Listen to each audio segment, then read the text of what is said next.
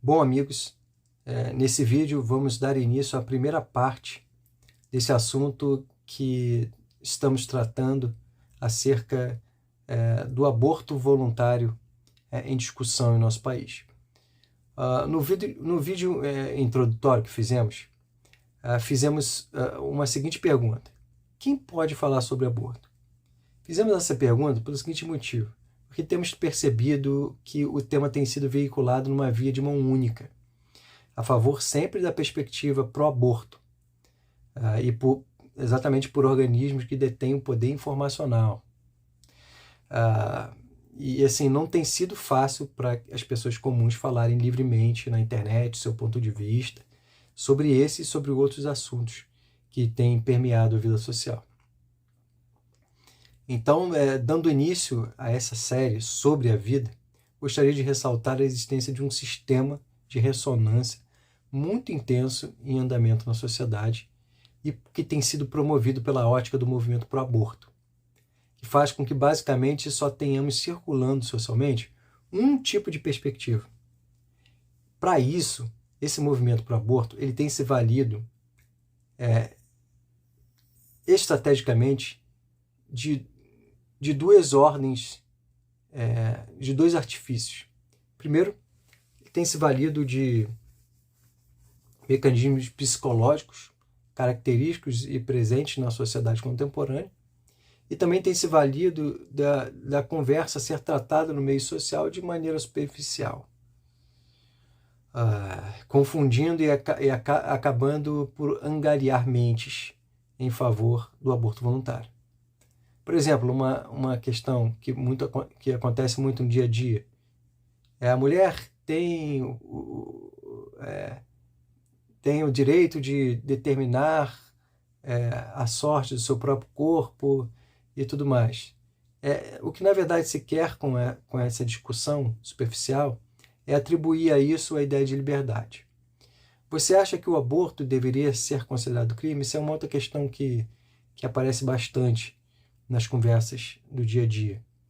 Nessa pergunta está embutida a idade social. Mulher grávida, desamparada pelo homem que a engravidou, desamparada pela família, que não aceita a gravidez, é uma mulher hipossuficiente muitas vezes, que precisa continuar os estudos e trabalhar.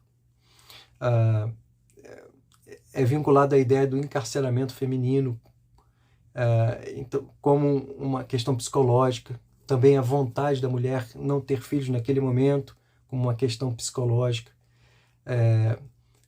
O extremo fator de desumanidade em a mulher que não quer ter o filho ter que manter e seguir a gravidez até o fim. O aspecto desumano também envolvido na afirmação do encarceramento feminino.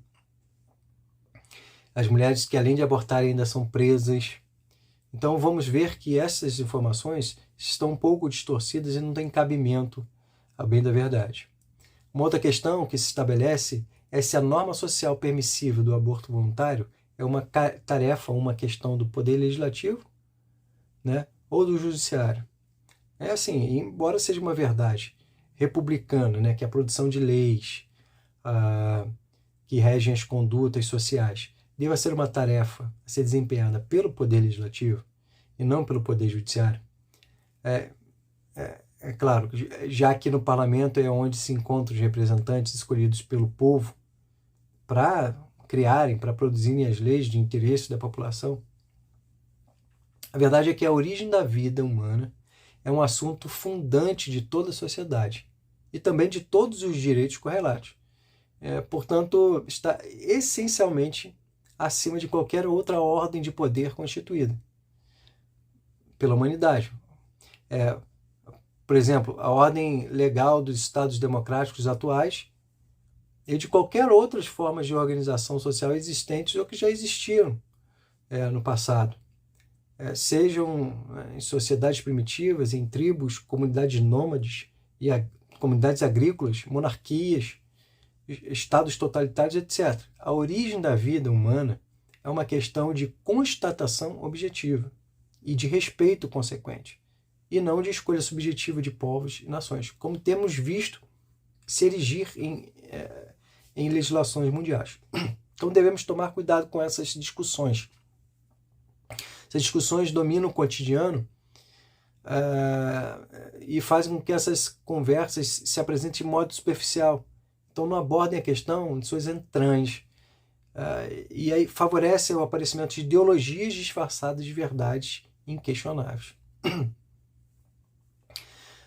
Então fica sempre atreladas a um progresso da humanidade e das relações. Então assim, percebemos que há uma instrumentalidade e uma superficialidade em se tratar essas questões no meio da sociedade. Por exemplo, a questão do aborto, que estamos tratando nessa série, para realmente ganhar adeptos ao movimento pro aborto. Então, assim, a nossa proposta aqui é falar de pressupostos, é falar de argumentos discursivos, ou seja, lógicos, e tratar o assunto com imparcialidade. Em primeiro lugar, o primeiro ponto que queremos tratar neste vídeo, trataremos de 3 pontos. Primeiro é que os valores, ou direitos, eles têm níveis hierárquicos diferentes. Por exemplo, a vida é um primado, é princípio, é essência, é centro imutável, é centro incondicional e que é propulsor de tudo mais. A vontade, por outro lado, a proteção da dor ou do sofrimento humano, são derivações, são ramificações que são mutáveis e são condicionais, que decorrem da essência, qual seja, a vida. Mas por que você está falando de vontade? Os direitos são outros. Né? Você poderia haver esse questionamento. Por exemplo, vontade. Você está falando de vontade, proteção da dor, do sofrimento humano. Se os direitos postos pela DPF 442 são dignidade humana e os seus corolários. Por exemplo, a liberdade, a igualdade, a cidadania, os direitos sexuais e reprodutivos das mulheres, muito em voga atualmente, a proibição da tortura, o tratamento desumano. Então, assim, a explicação não é difícil, ela é simples e segue 2 linhas, por exemplo.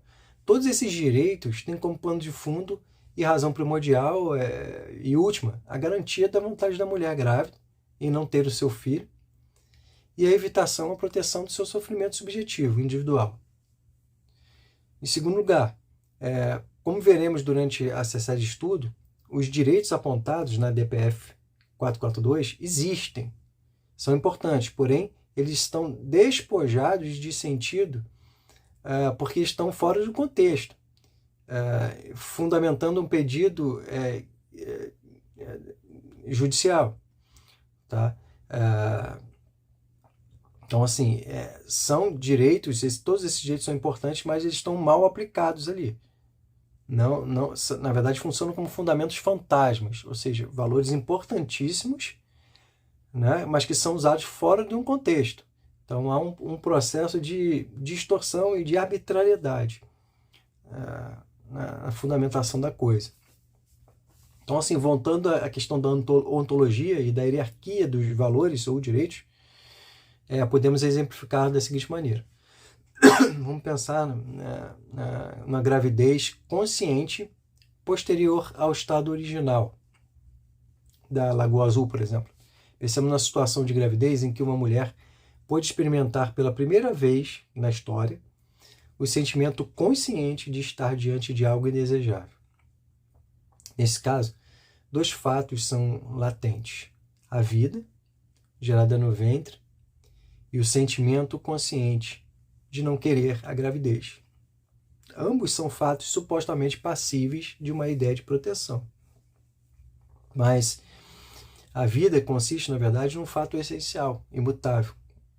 É precursor. é precursor do fato seguinte, o sentimento negativo em relação à gravidez, né? Naquele momento. Esse último consiste, por outro lado, num fato derivado, é um fato condicional, é um fato mutável, portanto, um fato circunstancial, que, assim, decisivamente só pode ganhar fôlego, só pode ganhar ar de existência a partir da garantia de pré-existência do fato essencial, a vida intrauterina. Então, vemos por esse primeiro exemplo que tanto ontologicamente, ou seja, na essência, quanto hierarquicamente, ou seja, numa ordem, numa supremacia, não há conflito de valores. Por quê? Quanto à ontologia, ou seja, ao ser, a essência, o sentimento negativo ou positivo da mulher é derivado e cambiante. E só existe se houver a vida dentro do seu ventre. Quanto à hierarquia, ou seja, quanto à supremacia, não há a menor possibilidade racional em justificarmos filosoficamente um fato derivado, quando para tanto seja necessário desconsiderar, aniquilar, destruir o fato originário. No mesmo raciocínio, não é possível propor uma tutela jurídica do fato secundário, quando para a efetivação dessa garantia seja necessário desconsiderar, aniquilar o fato principal. Em bom termo jurídico, o direito, e também no aspecto existencial, o direito prega que o acessório só segue a sorte do principal. E sim, já que temos defendido a máxima de meu corpo, minhas regras, então o acessório tem que seguir a sorte principal. Primeiro preserva a vida uterina e depois preserva-se tudo mais. O segundo ponto importante são os pressupostos psicológicos que vão fazer com que haja essa ideia, né, forte em favor do movimento pró-aborto. Em primeiro lugar, é a eleição de uma subjetividade humana como ponto de partida do conhecimento humano. Bom, se voltarmos lá atrás de como a antiguidade clássica olhava o mundo, podemos notar que o mundo ele era olhado como um cosmos, ou seja, como um todo ordenado e hierarquizado. Então, primeiramente vinham as divindades, depois vinham as entidades mundanas, tendo o homem como um microcosmo superior dentro dessas entidades mundanas, e depois o restante das coisas. Por exemplo, Aristóteles ele menciona no livro De Anima que há 3 tipos de alma: vegetativa, sensitiva e intelectiva, e há uma hierarquia entre elas. Pode ser até difícil compreendermos hoje o motivo da planta, por exemplo, vegetativa, ter alma. Mas isso porque contemporaneamente a alma está ligada à psique. Esse pensamento vem da modernidade, principalmente a partir da obra e da época de Descartes, quando a alma começou a ser ligada a uma certa substância pensante, por isso psique. Mais tarde, com a psicologia em si, a ciência da psicologia, a alma se liga realmente a um psiquismo propriamente dito, um psiquismo humano.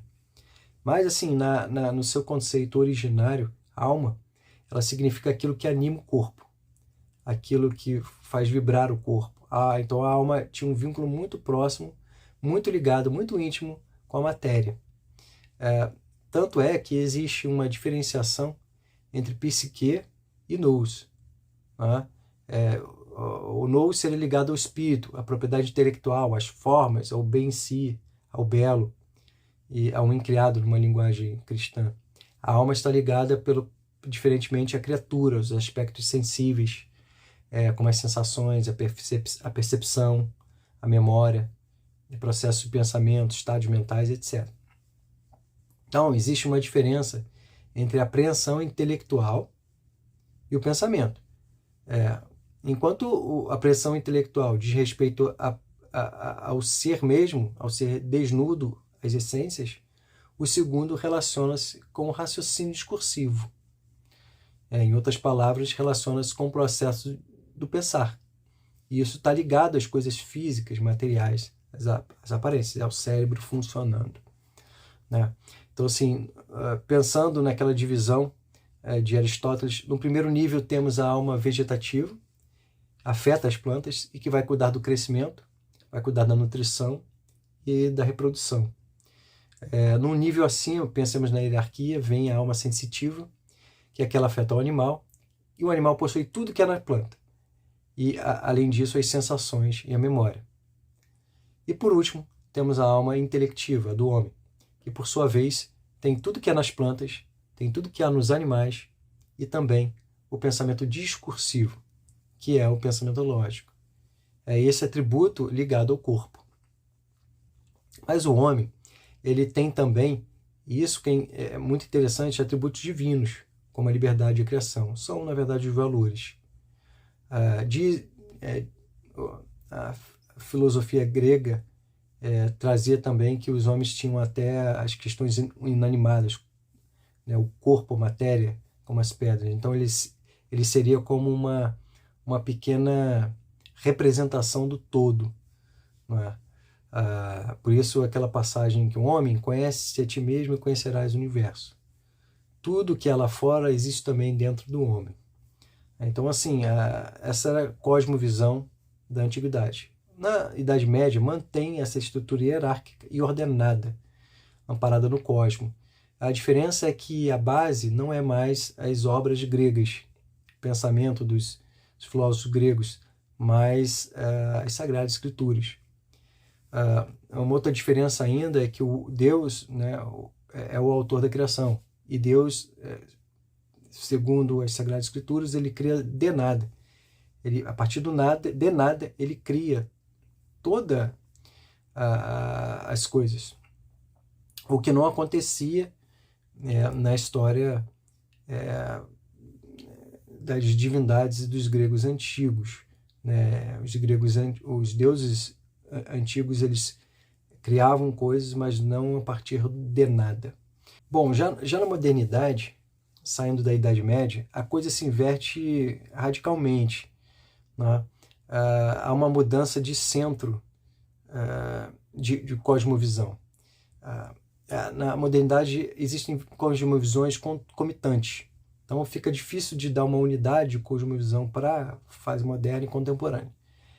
Há uma perda da uniformidade em valores, dos valores e da religião. E isso tudo por um movimento de secularização da vida e também do conhecimento. Bom, a partir da modernidade vão coexistir, por exemplo, o positivismo, o cientificismo e, ao mesmo tempo, coisas completamente contrárias, como o sentimentalismo muito atual e o relativismo também muito atual. Então, assim, tem-se por um lado um positivismo extremamente duro, formal, exigente, e por outro tem-se um relativismo flexível, aberto e solto. Mas não nos enganemos.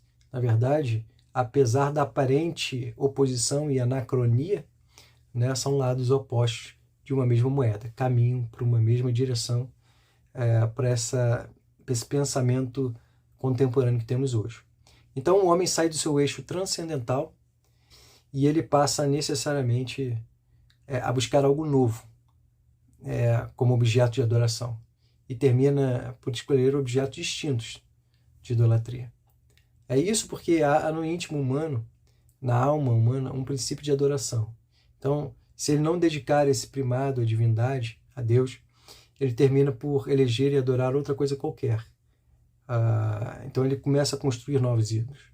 Seja ele mesmo, seja o dinheiro, seja o sexo, seja sistemas ideológicos e etc.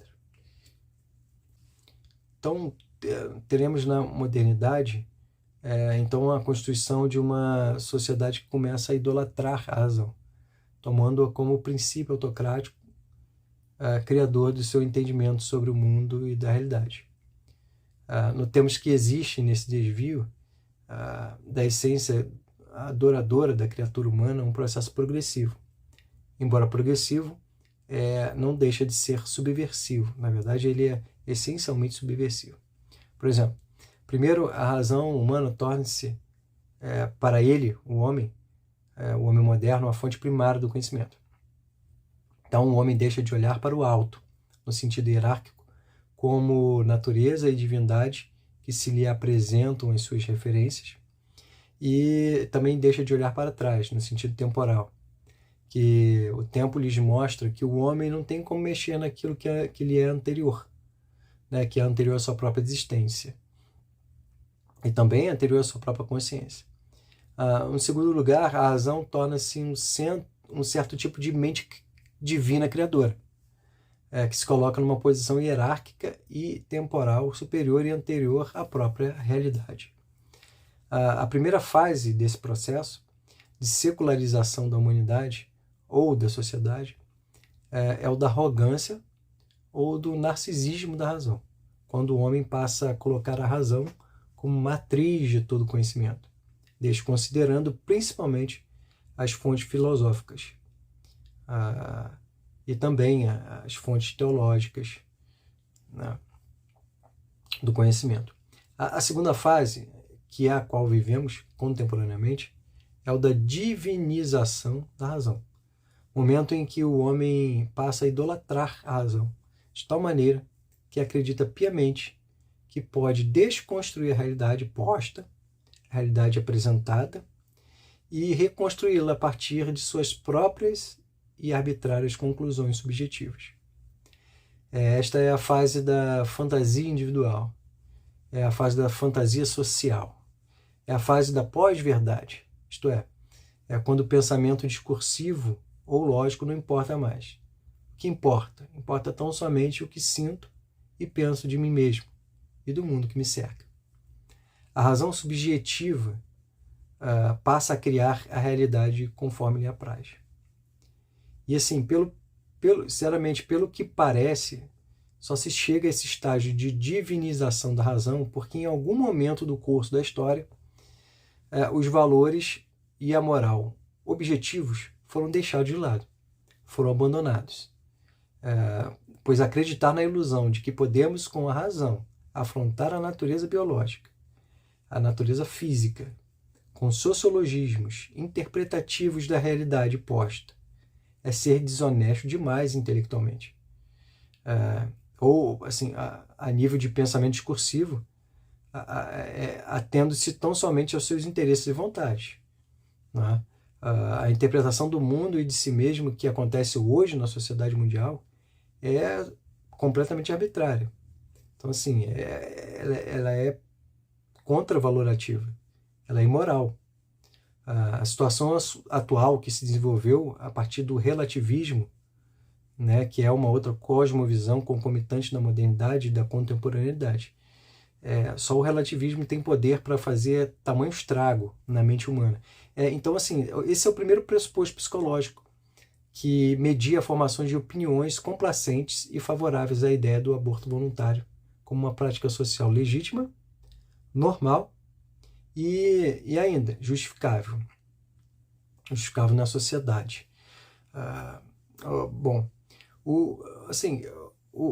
O racionalismo, que prometia uma objetividade científica no seu início, chegou ao ponto, hoje, né, de eleger o subjetivo humano ponto de partida de todo conhecimento, todo entendimento e construção da realidade. E assim, os seus instrumentos executórios foram o cientificismo, o positivismo e o relativismo como visões de mundo na modernidade e na contemporaneidade. Alguns podem perguntar, mas você é contra o cientificismo e tudo mais? Não é que a ciência e as leis positivamente criadas sejam, por natureza, um mal. O problema começa a surgir quando a razão humana, com suas leis positivas e suas descobertas científicas, deixa o seu caráter instrumental, que serve para uma humilde e sistemática apreensão do mundo ao redor, e passa a exercer um caráter finalístico, tornando-se fonte espontânea, original, seja do conhecimento válido ou até da criação ou produção da realidade. Como se a realidade não fosse anterior e superior ao homem. Aí está o problema. Então, veja, a gente precisa olhar as situações com mais apreço, com mais dedicação. O segundo ponto desse vídeo de hoje que fala desses pressupostos importantes psicológicos, tem relação com a pedagogia utilizada pela sociedade moderna. Então, assim, em gerações anteriores, o modelo educacional ele era inflexível de alguma certa forma, era mais rígido. Então, gerações anteriores de pais praticavam um modelo educacional muito rígido e, assim, pouco individualizado. Os filhos não tinham vez, só os pais contavam. Geralmente só os pais tinham vez, né? Os filhos deviam tudo aos pais só porque eles deram a vida a eles, né? E como corolário, né, social, os filhos poderiam fazer o mesmo quando nascessem os seus filhos. Então tinha uma rigidez, tinha uma inflexibilidade muito grande. Posteriormente, assim, pelo menos 2 ou 3 gerações atrás, o pêndulo se inverteu, mas se inverteu radicalmente de um polo extremo ao outro. Bom, a educação saiu de uma pedagogia baseada, assim, muitas vezes numa autoridade pouco didática, que gerava uma obediência em determinados pontos irrefletida, para uma outra em que os filhos podem tudo. Né? A educação se inverteu dessa forma. Então, assim, uma geração de pais bastante permissivos vem a surgir e passa a ter extremas dificuldades de estabelecer diretrizes firmes e consistentes na educação dos filhos. Então, elegi aqui 3 motivos relevantes que podem fomentar essa cultura da permissividade. Em primeiro lugar, é por receio de que todo e qualquer tipo de frustração cause danos psicológicos aos filhos, os pais permissivos eles passam a proteger indiscriminadamente a vontade de seus filhos. Passam a protegê-la de tudo, de todo tipo de orientação assertiva, todo tipo de estratificação que de alguma forma eles imponham qualquer resistência ao seu querer. Esse é o primeiro ponto aí que pode gerar uma permissividade, algum pressuposto que pode gerar permissividade. O outro, porque os pais foram educados com extremo rigor, esses pais contemporâneos querem fazer o oposto com seus filhos, mas sem as virtudes da ponderação e do equilíbrio. Então fazem com que eles caiam na praxe da educação permissiva. Em outras palavras, é uma educação da pedagogia da não frustração, como é conhecida.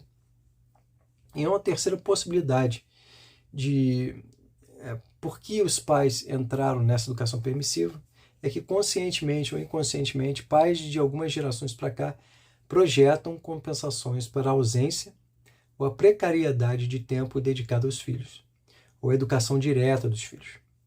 A tarefa educacional de dar amor, carinho, acolhimento, um olhar atento, sensível, de olhar os filhos não tem como, não se dá por mágica. Em 1 ou 2 horas pela manhã ou meia hora antes de dormir, mas necessita e consiste em um processo de dedicação permanente e com razoável proporcional gasto de tempo, tanto do pai, mas principalmente da mãe, tendo em vista aspectos biológicos e vocacionais de sua natureza feminina. Então acontece que numa tentativa previamente infrutífera e fracassada de reequilibrar esse precário convívio, os frágeis laços e os frágeis vínculos com os filhos, que a vida moderna, diga-se, né, muitas vezes impõe aos pais e mães das últimas gerações, eles optam pela permissividade, para preservar a alegria, preservar a descontração dos momentos de lazer, entretenimento, e assim poupar o pouco tempo que tem com os filhos do desgaste natural e próprio da atividade educacional. Um outro ponto importante dentro desse pressuposto pedagógico é o da cultura da felicidade. Richard Weisbrot, um psicólogo infantil e familiar norte-americano, ele é especialista em temáticas que envolvem o desenvolvimento moral. E ele fala assim, algo bastante interessante. Ele diz que cada geração os pais elegem para si uma certa missão pedagógica. E nas gerações atuais essa missão é a felicidade. Não há nada de errado com felicidade. e devemos querê-la para os nossos filhos. No entanto, como epifenômeno, ou seja, como consequência, e deve estar no lugar principal, central, né? Um lugar singular e até exclusivo de busca, pois assim vai terminar sempre sendo prejudicial ao desenvolvimento moral e pode gerar a própria infelicidade, em muitos casos. A felicidade, ela em si, como objeto central de busca humana, só faz sentido em um universo em que os valores são relativos, não objetivos. A ideia da objetividade dos valores pode parecer estranha e até uma questão superada pelo conhecimento mundial. Mas isso porque fomos influenciados pela visão axiológica, ou seja, a visão dos valores da modernidade, que tem os valores primordialmente como provenientes de uma consciência sensível humana. Lembremos do primeiro pressuposto, né? O ponto de partida passa de ser a subjetividade humana. Então gera assim a máxima do meu valor se equivale ou é igual o meu valor é igual ao seu valor, né? Assim, um filósofo que viveu entre os séculos 19 e 20, chamado Max Scheler, se dedicou ao estudo sistematizado da axiologia e entendeu que a ideia de valores relativos é equivocada. Ele entende valores objetivos, pois são anteriores e superiores aos homens. Portanto, os homens devem aprender pela sua consciência esses valores no mundo, nas relações. Usaremos essa ótica aqui no nesse vídeo, né, que estamos fazendo nessa abordagem. Então, assim, os valores estão disponíveis para observação e apreensão para que possa se entender o mundo e aplicar na vida humana. E a felicidade, na verdade, é uma consequência natural disso. Isso, assim, já vem sendo falado há muito tempo. Na Antiguidade Clássica, pelos estoicos, Baruch Spinoza já entendia isso, que assim, o homem virtuoso ele é necessariamente feliz. Então, assim, a missão da felicidade dirigida como alvo de busca dos pais modernos, busca para os seus filhos, está alinhada com uma sociedade que relativizou os valores e, consequentemente, os inverteu, como assim, notamos claramente na atualidade. Eu quero levantar agora 2 problemas e possíveis corolários dessa pedagogia, né? A felicidade como missão. Primeiro, a busca da felicidade em si mesma só se sustenta quando os valores são relativos, pois são criados por minha consciência subjetiva, o que equivale, a bem da verdade, à ausência ou aniquilação, à ausência de valores. Hoje está muito em voga falar de amor venceu, por exemplo. Bom, se eu, ou um grupo, ou mesmo uma lei, pode vir a estabelecer o que é efetivamente amor, desculpe-me, mas tudo pode ser arranjado como tal, a depender da perspectiva, da narrativa e da publicidade que se dá ao conceito, e vemos as aberrações que têm sido anunciadas como tal, difíceis até de ser compreendidas logicamente. Segundo lugar, né, um ambiente da permissividade orientada pela felicidade em si mesma é o campo propício à falta de limites, ao fomento do desejo absoluto, um desejo insaciável e à construção de uma estrutura psicológica de fragilidade emocional e também cognitiva frente às dificuldades e uma certa também intolerância a frustrações, seja do querer, seja do pensar, seja do experienciar situações de contrariedade à vontade pessoal. Isso é um ponto muito importante. Em terceiro pressuposto, que é a cultura do ressentimento coletivo. Então, olhando para os 2 primeiros pressupostos, a subjetividade humana como ponto de partida para todo conhecimento aceitável socialmente, faz do indivíduo um Deus, cujos pensamentos e sentimentos são perfeitos, soberanos e intocáveis. 2. A formação da personalidade no ambiente de permissividade reforça o caráter divino do querer humano, ou seja, tudo posso, ninguém vai me impedir, bem como gera a formação de uma estrutura psicológica extremamente emotiva. Tá? Uma estrutura psicológica imatura, infantil, que não suporta dificuldade, não suporta dilemas e dores ordinários da vida, dando a percepção individual de que tais situações são insuportáveis e desumanas. Alguns possíveis resultados da soma desses dois primeiros pressupostos vêm e ficam latentes. A distorção da realidade evidente, a primeira coisa, e a fuga da responsabilidade. Este último ponto nós falaremos em seguida no tópico 3, o último ponto abordado nesse vídeo. Então, esse terceiro pressuposto, que é, na verdade, a percepção que movimentos revolucionários ao longo da história têm construído e também têm se aproveitado desse ambiente psicológico frágil, um resultado de dois pressupostos anteriores, para fomentar nas sociedades ideias de disputas insolúveis, disputas intermináveis e muitas vezes fatais, como é o caso do aborto. Esse conflito artificial é uma disputa fatal, né, que se é construída. Mas como fizeram isso? Essa é uma boa pergunta. Primeiro, com a divulgação da ideia de separação da humanidade em grupos de alienados e opressores, as minorias. Mas não é simplesmente uma separação baseada em características que aproximam os semelhantes e que distanciam os diferentes, marcando grupos específicos. A separação proposta por esses movimentos revolucionários não foi feita com esse propósito frio ou técnico, com o intuito de conhecer a realidade que se apresenta e refletir imparcialmente sobre ela. Não foi assim. Na verdade, a separação da humanidade proposta por esses movimentos teve a finalidade, né, e tem a finalidade, uma finalidade quente, popular, isto é, baseada nas emoções ou nos sentimentos subjetivos das pessoas comuns. Então, a partir daí, fomentou-se o espírito do ressentimento e da reparação. O ressentimento, quando ele é gerado no interior do homem e da mulher, leva-os a olhar para o outro como inimigo a ser combatido. Então, a boa relação plural torna-se inconciliável.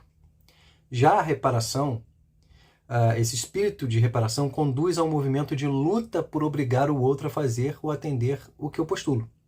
É mais ou menos como procurar a justiça ou o poder judiciário para fazer valer compulsoriamente o meu direito, a minha vontade, só que no plano, no aspecto psicológico. Então, juntando um com o outro, ou seja, o desejo ressentimento com o desejo reparação, cria-se na sociedade um espírito revolucionário que vemos latente hoje. Por exemplo, as ações afirmativas de direitos, eu entro na esfera privada do outro e o obrigo a atender aos meus caprichos subjetivos. Por exemplo, falar como eu acho que deve falar.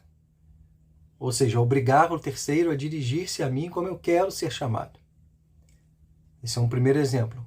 Um outro exemplo é agir como eu penso que deve agir. Então, eu quero determinar que toda instituição assuma determinados papéis sociais ou modelos de funcionamento, mesmo que esses papéis e modelos não façam parte das proposições daquele ente jurídico. E é nesse lugar que está exatamente o movimento pro aborto. A maioria das mulheres, das pessoas, né, mulheres, não são favoráveis ao aborto voluntário. A estratégia, e veremos mais à frente, é eleger a ideia de minoria para a mulher que pratica o aborto voluntário. E a partir daí, sensibilizando a opinião pública para, no judiciário, fazer emplacar na sociedade a afirmação de um modelo cultural que venha se expandir no futuro, com o objetivo de legitimar suas ações via uma suposta hegemonia. A segunda forma de se fazer gerar esse sentimento revolucionário é expandir socialmente uma ideia equivocada, distorcida, do que é violência contra a minoria. Um exemplo: não concordar com a opinião ou com uma visão de mundo particular não é uma violência contra uma pessoa ou grupo. Quer ela gostando ou quer ela não goste, mas isso consiste em pluralidade de pensamento e de liberdade de expressão. É uma coisa muito diferente da outra. Um outro exemplo é manter a penalização relacionada à prática do aborto voluntário fora dos casos previstos no Código Penal, né, o aborto necessário, o aborto humanitário. Isso não é afrontar a liberdade da mulher, não é desumanidade, não é tortura, mas uma posição jurídica plausível e sensata para dizer que aquela mulher, agora mãe, precisa assumir a sua responsabilidade por ter gerado uma vida em seu ventre, por um ato de livre escolha e vontade, o sexo. Então, vejamos como a ideia de violência ela é distorcida e nos confunde se amplamente divulgada e vista superficialmente. Caso não estudemos com profundidade e adequação o assunto. Ou seja, é claro que assim, existe a violência contra as pessoas e grupos específicos. Por exemplo, o sionismo, o antissemitismo, o apartheid na África do Sul, o sistema de castas do hinduísmo indiano, que chegou até a trazer para o seio social grupos de pessoas consideradas intocáveis. Mas o que estão fazendo hoje, inclusive com a pretensão da permissão do aborto voluntário, é inflar o conceito de violência para poder embutir nele pautas e projetos progressistas, que na verdade não estão sofrendo violência. Uma terceira forma de eleger esse espírito revolucionário é você criar uma ideia de ética universal, que é diferente do que acontece no cristianismo, por exemplo. No cristianismo há uma tendência à espiritualidade humana a olhar para trás e ver as dificuldades, os problemas, a dureza, a dor, a angústia, e sobrepor-se a isso. E dispensar, inclusive, o perdão àquele que o afrontou, né? E promover, consequentemente, a reconciliação entre homens. Isso não acontece, né, nesse levantar de uma ética universal. Né? Nessa ideia de ética universal, se quer estabelecer um modelo moral, né, que seja amplamente divulgado em todas as esferas e em todas as regiões de um país, ou mesmo extrapolando as soberanias, os territórios. O movimento globalista tem tentado estabelecer essa hegemonia de uma ética universal, mas para compungir as pessoas a pensarem de uma mesma forma e rechaçar todo aquele que pensa de forma diferente. Seja através de uma lei com sanções extremamente duras, extremamente descabidas ou desproporcionais, seja até por meio de incongruências assim claras, como o que temos visto hoje, né? Por exemplo, o aborto sendo defendido, né, como uma causa humanitária e até o próprio terrorismo. Bom, um terceiro ponto dessa primeira parte eu chamei de o imperativo da irresponsabilidade. Um texto que escrevi e postei no Instagram, cuja publicidade maior foi negada, tem por título a Petição Oculta. É exatamente o título que eu dei a esse subponto temático. Né? O tema é imperativo da responsabilidade e o subtema a petição oculta. No texto do Instagram, eu abri a temática para dar um panorama geral da DPF 442, que está em julgamento no STF. No entanto, na sua gênese, a ideia dessa petição oculta vem do princípio que eu abordarei agora com vocês.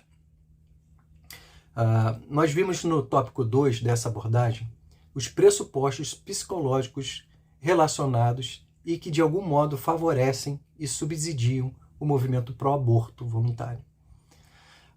O desenvolvimento social de uma estrutura psicológica individual frágil, e a fragilidade está no relativismo existencial, uma estrutura psicológica imoral, e a imoralidade está na ausência ou inversão de valores objetivos, e num pressuposto psicológico intransigente, e a intransigência está na pedagogia da permissividade e na soberania do querer subjetivo, e numa estrutura psicológica de baixa ou nenhuma tolerância às dificuldades ordinárias da vida.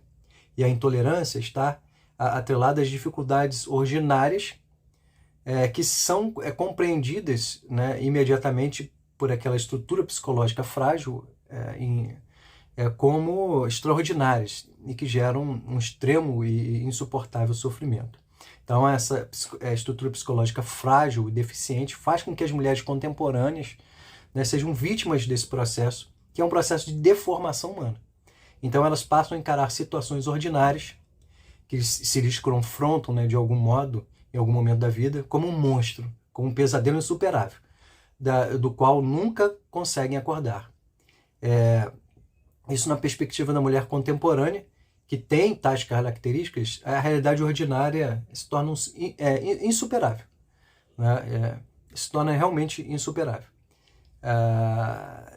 E ela é vista por essas mulheres como extraordinária, como algo impossível. Então elas tentam de todo modo fugir das consequências da responsabilidade que advém dessas situações ordinárias, mas para elas encaradas como extraordinárias. Então o aborto voluntário na 12ª semana é, na verdade, um ato desesperado da mulher contemporânea, psiquicamente frágil e desalinhada da realidade, e que não consegue lidar com um não ao seu querer subjetivo e imediato. Essa questão do imediatismo de vida, do individualismo, veremos mais à frente. Então, assim, ela quer de todo modo fugir da responsabilidade ou das consequências de suas próprias escolhas livres por conta dessa estrutura forjada, essa estrutura psicológica frágil e deficiente. É isso que fundamenta, na verdade, a essência da EDPF 442. Na formalidade jurídica, uma ação de controle de constitucionalidade para atualizar a interpretação constitucional conforme a evolução social. É isso que se prega. Na intimidade psíquica e inconsciente da mulher contemporânea, que defende a pauta do aborto voluntário como um direito subjetivo, legítimo, na verdade temos um grito desesperado de esquivar-se das consequências e responsabilidades de seus próprios atos, frutos de uma escolha livre e voluntária. Essa, na verdade, é a gênese da petição oculta, a DPF 442. Um segundo ponto importante nesse imperativo da irresponsabilidade é que a liberdade ela tem um contraposto que é a responsabilidade e que, na verdade, são elementos indissociáveis, né? As dores não são mensuráveis, mas o Código Penal brasileiro já previu, né, não a tipicidade, mas a impossibilidade de punição dos abortos que realmente geram, por exemplo, o risco de proteção à vida e à saúde da mulher. Isso está no artigo 128, inciso 1, que é o aborto necessário. E o da proteção à dignidade humana, ao extremo sofrimento da mulher que engravida, por exemplo, em decorrência do estupro. Isso está no artigo 128, inciso 2, é o aborto humanitário ou sentimental. Esses são os casos de risco à vida e de evitação de dores profundas e desumanas. A dignidade está sendo afrontada nesse momento da mulher gestante, e esses pontos já estão previstos no Código Penal. Então, assim, não precisaria, né, de um pedido de ADPF 442 para legitimar um aborto voluntário. O sofrimento profundo da mulher, que se quer proteger, né, já está garantido ali. Então, o que percebemos que se quer proteger é a vontade da mulher não ter um filho naquele momento da vida. E também proteger dores e sofrimentos de ordem comuns decorrentes das consequências previsíveis, né? Ou ao menos possíveis de previsão diante da escolha de um ato humano voluntário. Então, a verdade é que a luta que se postula com essa ação em julgamento, é de adquirir o direito de ter a liberdade dissociada da responsabilidade que a acompanha. O que é algo impossível do ponto de vista conceitual da própria liberdade. Vejam a importância de atermos mais a fundo a questão. Vou usar, por exemplo, com o pensamento de dois teóricos que viveram em épocas distintas e tiveram linhas de pensamento distintas, para tentar endossar aqui a afirmação de que não há como pensar a liberdade estanque ou desvinculada de seu correspondente necessário à responsabilidade. Spinoza, um filósofo holandês racionalista do início do período moderno, do século XV, ele defendia a imanência dos seres, inclusive do ser humano. Quer dizer, o ser humano resolve-se em si mesmo. Tem em si mesmo ele tem o princípio e o fim, o último da sua existência. Já que, para esse filósofo, nada mais é do que um modo de expressão de Deus ou da natureza. Só que um modo de expressão limitado a pensamentos e a extensão. Em sua filosofia funciona assim. Para Spinoza, o ser humano ele deve caminhar cada vez mais e mover-se segundo potências de agir internas, sejam afetos, seja razão. Essas potências de agir internas, elas produzem os bons encontros, aquilo que traz satisfação e aumenta a potência de agir da pessoa e gera a ela a expansão enquanto ser. O seu próprio ser se expande. Então, mesmo sendo um filósofo da imanência, da alegria, eu vou em busca do que me apraz, do que me satisfaz, Spinoza defendia que esse anseio e movimento de ir em direção a bons encontros, ele deve pautar-se na moderação e encontrar certo equilíbrio. Isto é, ele precisa esbarrar, ou seja, ser constrangido, sofrer resistência, ser limitado por certa estratificação. Isso torna-se indispensável para a autopreservação do ser. A busca do realizar-se a si mesmo precisa encontrar certos limites, certas estratificações que limitem a expansão do ser, pois uma expansão ilimitada, que ultrapassa o limite, por exemplo, do próprio corpo, torna-se, na verdade, uma dor, redundando numa autodestruição. O que ele quer dizer é que, se não encontrarmos limites aos nossos anseios satisfeitos, que nos dão prazer, nós vamos caminhar rumo à autodestruição. Aqui temos a liberdade e a responsabilidade juntas para preservar a própria liberdade. Num exemplo, pensando na filosofia de Spinoza, um exemplo de alimentação. A pessoa gosta muito de hambúrguer, gosta de refrigerante, de sorvete, por exemplo. É o que ela gosta. É impossível que ela consiga exercer sua liberdade de comer esses alimentos no café da manhã, no almoço e no jantar, afastando de si a responsabilidade envolvida no ato livre desse tipo de alimentação. Caso essa pessoa faça essa alimentação por um longo período, lá na frente a tendência é que a pessoa fique doente e seu próprio corpo imporá restrições a essa liberdade, que a princípio julgou-se ilimitada e não passível de questionamento. Em síntese, no caso da má alimentação, que tomamos como exemplo, a pessoa fica doente porque quis levar uma vida de liberdade, desconsiderando a sua outra face indispensável, a responsabilidade. Agora, baseamos o nosso pensamento na linha teórica de Frankl. É um psiquiatra austríaco do século XX que tem uma linha de pensamento diametralmente oposta à de Spinoza, pois ele foi um duro crítico do modernismo e tem a transcendência e não a imanência como base fundante de sua teoria. Ele também considera a responsabilidade indissociável da liberdade, ou seja, os dois concordam nesse ponto, né, de que a liberdade tem como ao seu lado a responsabilidade. Então, Frankl pensou a liberdade dentro de um contexto de unitatis multiplex, como o homem foi definido, por exemplo, por São Tomás de Aquino. Ou seja, a unidade do ser humano não se constitui uma unidade na diversidade, mas uma unidade apesar da diversidade. Parece besteira, mas o uso de um ou outro conectivo muda completamente a compreensão de homem do qual estamos tratando. Quando falamos ser o homem uma unidade na diversidade, damos ênfase e atribuímos como base de constituição do homem a própria diversidade condicionante, ou seja, seja ela social, psíquica ou biológica.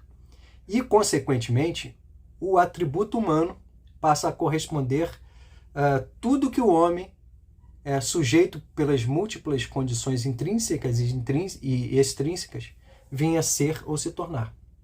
Então, assim, um resultado disso é que quaisquer expressões do homem recebem o status de valor legitimamente humano. Por outro lado, quando dissemos ser um homem uma unidade apesar da diversidade, reconduzimos o centro da discussão sobre quem é este homem de quem estamos falando para um caráter humano propriamente dito, que existe em essência no indivíduo e pode sobressair mesmo diante de circunstâncias adversas, que numa leitura mais superficial tentam a todo tempo rebaixar essa humanidade bem delineada.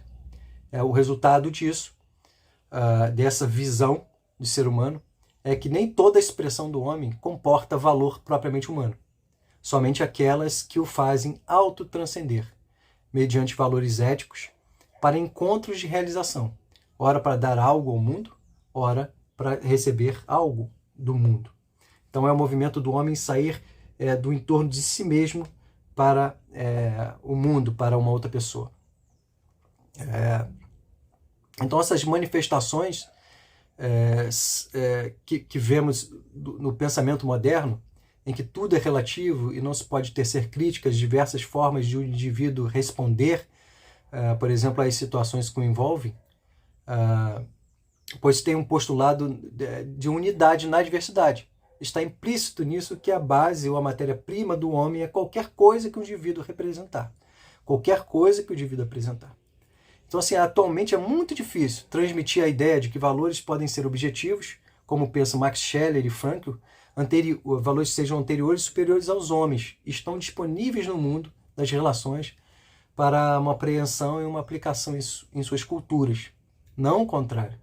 Então, não são as culturas que delineiam o que é determinado valor para aquele contexto e época, mas são os valores de per si, ou seja, por si mesmos, que impõem suas essências nas diversas culturas já existentes. Portanto, para Viktor Frankl, liberdade humana, né, implica distanciar-se de si próprio para poder exercer a sua humanidade, ou seja, o seu atributo humano pautado em valores objetivos, os quais aceitam, acatam a responsabilidade inerente à realidade circunstancial presente em cada caso. Que valores objetivos são esses? Aqueles propriamente humanos e que, consequentemente, nos faz tornar mais humanos diante das inúmeras situações da vida. Um exemplo, no caso da situação de uma gravidez indesejada, que é o tema que estamos tratando agora, temos os seguintes elementos. Temos as circunstâncias negativas que fazem com que a gestante não deseje ter o filho. Por exemplo, pode ter sido abandonada pelo pai, a não aceitação da família, a gravidez precoce, como acontece com os adolescentes, etc. Temos também um outro elemento, a escolha a se fazer, uma decisão a se tomar, né? Ou abortar, fugir do problema ou da responsabilidade decorrente do ato sexual que praticou. Esta é a atitude que é fundamentada pela ideia de ser humano unidade na multiplicidade, isto é, as circunstâncias, por serem a base equivocada do homem moderno, justificam e motivam a decisão pelo aborto. O homem determinado pelas circunstâncias, cuja atitude do aborto é tida como propriamente humana. Em segundo lugar, a segunda possibilidade é não abortar, é enfrentar a situação com coragem, com dignidade, honra e responsabilidade, mesmo contra a sua vontade imediata. Esta atitude é fundamentada pela ideia de ser humano apesar da multiplicidade.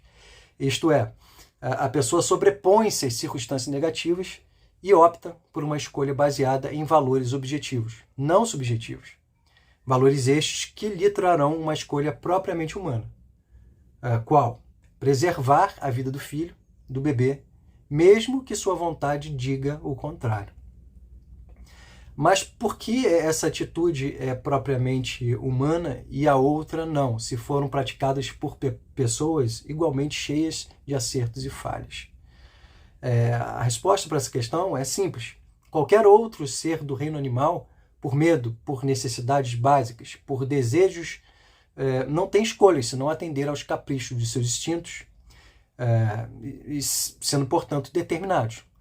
Com medo irão fugir, com fome irão necessariamente comer e com desejos irão em busca de saciá-los. Só a pessoa humana pode sobrepor-se às suas determinações intrínsecas, suas subjetividades, e extrínsecas, circunstâncias sociais ou culturais, para fazer diferente, exercendo então uma escolha aí sim, livre e humana. Então, assim, eu termino essa primeira parte de nossos encontros, pelos quais tratamos sobre a questão do aborto voluntário, utilizando como base teórica a perspectiva da vida, deixando uma reflexão para todos, em especial para as mulheres grávidas, que eventualmente possam estar enfrentando essa situação de indesejabilidade da gravidez e venham a enfrentar o dilema, né, do que fazer, né? Eu gostaria de ler a citação de um livro do próprio Viktor Frankl, um livro chamado Um Sentido para a Vida, e vou deixar o tópico 3.3 para tratar em seguida, quando tratar do aspecto jurídico. Eu vou fazer a ele referência, embora eu pudesse ter tratado dele neste momento, porque ele realmente se trata também de um imperativo categórico da irresponsabilidade contemporânea, mas como ele traz uma abordagem jurídica, eu vou deixar para tratar em um momento posterior, em que trabalhar as questões mais propriamente jurídicas em outro vídeo. Deixa eu pegar aqui e achar o livro que estava aqui, mas não está mais. Bom, então o livro é esse aqui, de Viktor Frankl, Um Sentido para a Vida, Psicoterapia e Humanismo, tá? E na sua página 52 está escrito assim, exatamente uma explicação de Viktor Frankl acerca da liberdade. O que é realmente a liberdade? Que nos faz autotranscender as circunstâncias negativas, adversas que podemos encontrar e exercer uma posição, uma escolha realmente humana, propriamente humana. Uma escolha que está em sintonia com valores objetivos, ou seja, com o todo, e não com a minha própria subjetividade, que pode estar equivocada. Então diz Viktor Frankl, a liberdade humana implica a capacidade do homem de distanciamento de si próprio. Explicarei essa capacidade com o exemplo seguinte. Durante a Primeira Guerra Mundial, um médico militar judeu estava sentado em uma trincheira ao lado de seu amigo não judeu, um coronel aristocrata, quando começou um bombardeio pesado. Com um tom zombeteiro, disse o coronel, você está com medo, não é mesmo? Aí está a prova de que a raça ariana é superior à semita. É verdade, tenho medo, respondeu o médico. Mas quem é superior? Se você, caro coronel, estivesse com tanto medo quanto eu, já teria fugido há muito tempo. O que importa não são os temores e as ansiedades enquanto tais, mas a atitude que adotamos diante deles. Essa atitude que é escolhida livremente. Então, gostaria de terminar essa primeira parte da abordagem sobre a vida e trazer essa mensagem para as mulheres que possam estar experimentando esse momento difícil e possam vir a experimentar esse momento difícil no futuro. Que elas possam pensar e refletir que talvez essas circunstâncias indesejáveis do ponto de vista subjetivo, do ponto de vista da sua compreensão subjetiva, imediata, pelas circunstâncias que estão vivendo, ela pode ser superada por uma escolha, por uma decisão propriamente humana, que é valorizar a vida, valorizar o filho, valorizar aquele ser que está sendo gerado dentro dela. Eu gostaria de deixar isso e muito provavelmente, se assim fizerem, vão experimentar posteriormente um sentimento de dignidade, de honra, de justiça, e toda essa tristeza e essa dor muito provavelmente virá a se tornar em satisfação e em alegria, inclusive compartilhada com esse filho que vem ao mundo. Tá bom? Então, vamos continuar, né, a tratar desse nosso estudo, né, sobre a vida, né? Quisemos não denominar essa série de aborto voluntário, mas, pelo contrário, valorizar e dar um destaque à vida. Por isso chamamos sobre a vida. No próximo, nós vamos falar do seguinte tema. Vamos falar sobre a pessoa constitucional. Teorização da divina Constituição Federal. Então, vamos tratar desse assunto. Pessoa constitucional. Teorização da divina Constituição Federal. Então, até lá, meus amigos. Deus abençoe vocês. E vamos juntos. Tá bom? Tchau, tchau. Até mais.